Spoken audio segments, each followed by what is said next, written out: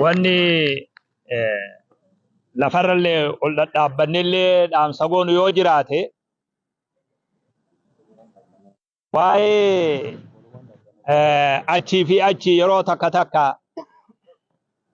namoonni itti gaafatamni ittiin dhagayamne amantii walii xureessuudhaaf jechoota adda addaa sooshaal miidiyaa irratti namoonni tokko tokko darbaa jiru.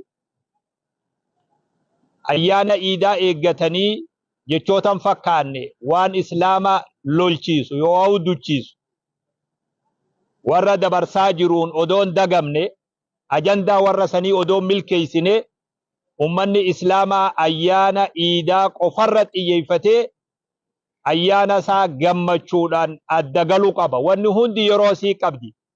Wanni sagantaan akkanaa godhamuuf wanni warri akkanaa tuutti kashlabbeen nama tokko bakka hin buune achi waan hin fakkaanne wanni daddarbituuf akka ummanni islaamaa haayoo ayyaana isaaniirraa dogoggoru akka ummanni islaamaa haayoo du'aayii ta'ashul awaakhiriirraa dogoggoru akka ufumaafuu deebi'anii rakkoo ayyaana ofirratti uuman niyyaa kanaanii tuutti fokkattuun yaannisii fokkataadha waan akkanaa hojjetu.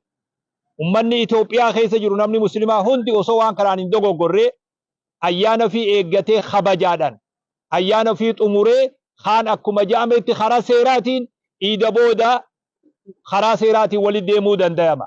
Kanaafuu ajandaa namaa akka milkeessine gammachuudhaan iida teenya geggeessinee nagayaan akka adda galluun dhaamsa cimaa cimsinee akka warra dirree dhawatti Itoophiyaa guutuuf dhaamsa dabarsina jechuudha.